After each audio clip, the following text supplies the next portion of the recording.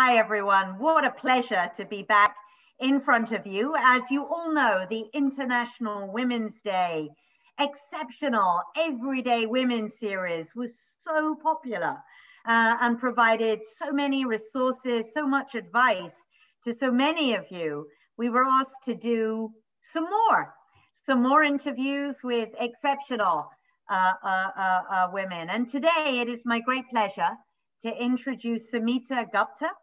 Smita and I have been kind of exchanging for a couple of years now. We met online, as it were, and I've been providing a little bit of business coaching and some mentorship along the way. But let me introduce Smita, and she can tell you all about herself.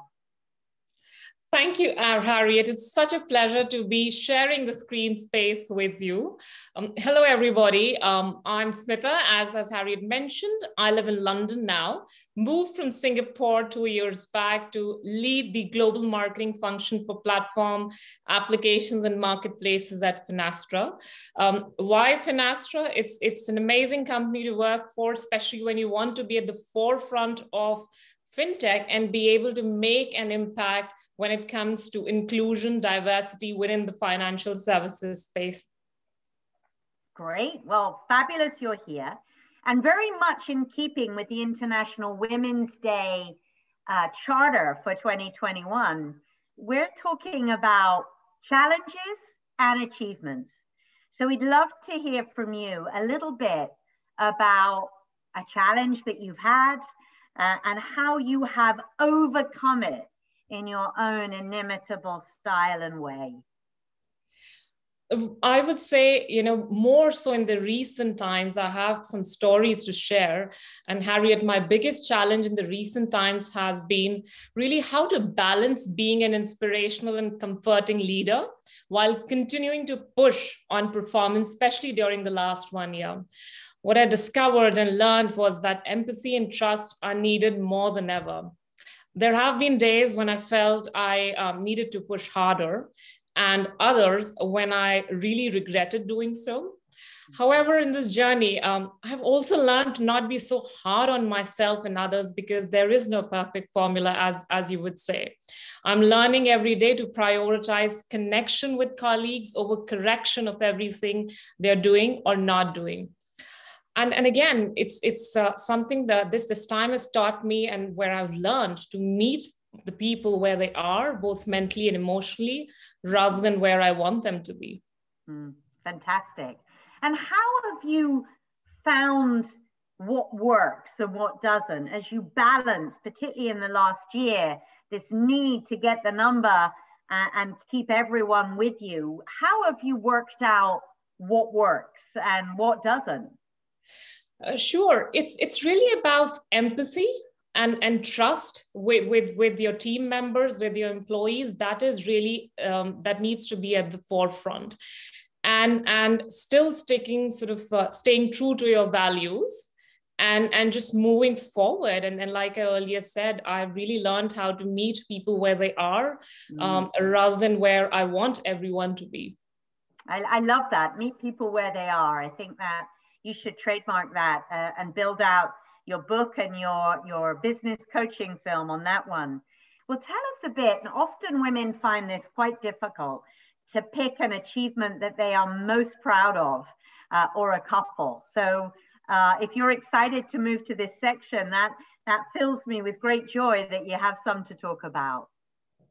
Sure, Harriet. Again, what a pleasure to be sharing with everybody who's going to be listening to us and watching this series. For me, achievements is really, Harriet, the ability to be able to positively impact and enable the progression of people around me, be it my family, my cousins, my nephews, team members, mentees, or my friends. And that's where I really take the sort of sense of joy and pride. I really feel awarded and rewarded when people come and share with me in terms of how I was instrumental in helping them realize their potential. And this is where the greatest joy is. And we've shared this earlier as well, when I'm mentoring and at the same time, when I'm coaching, whether it's the same industry or people around me, it's really nice when after a few years, people come back to you just to remind you how you made an impact on their lives. Also, I have to say, and again, we share the journey over there, having lived in more than 3 continents. I would really say, Harriet, that I'm really grateful for all the opportunities life has given me in the form of the friends and the network that I've built around the world. And that's where I have the sense of pride and achievement. Fantastic. And any advice that you would give young women who look to you because of who you are and what you've done as a role model? Any advice or encouragement that you would share? Sure. I would really say is have your voice and have that sense of purpose, your sort of your North Star, and keep moving forward. There'll be times when we will fail. There will be times when we'll be successful. There'll be times when we need that support system around us.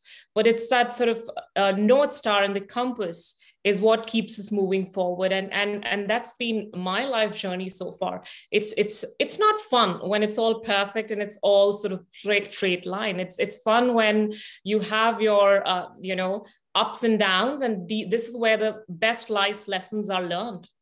Have you ever had a period where life is perfect and just straightforward? Oh, well, I wish I could say that. I mean, being an eternal optimist, I see beauty in everything, and I see opportunity in adversity. So, my eternal optimism sometimes can scare people. So I would say, I wouldn't say it's about perfection, but life is beautiful. And life is beautiful. It's about being able to see the beauty in everything around us, whether we are in our house, whether we are taking a walk in the park, or that little kid down the street that sort of is enjoying that ice cream in the first sunny day that came out in London. Absolutely. Well, some wonderful kernels of brilliance and advice there. Thank you so much for sharing them, for being you, and for driving as hard as you do to create diverse and inclusive teams. So big thank you. Thank you so much. It has been a pleasure.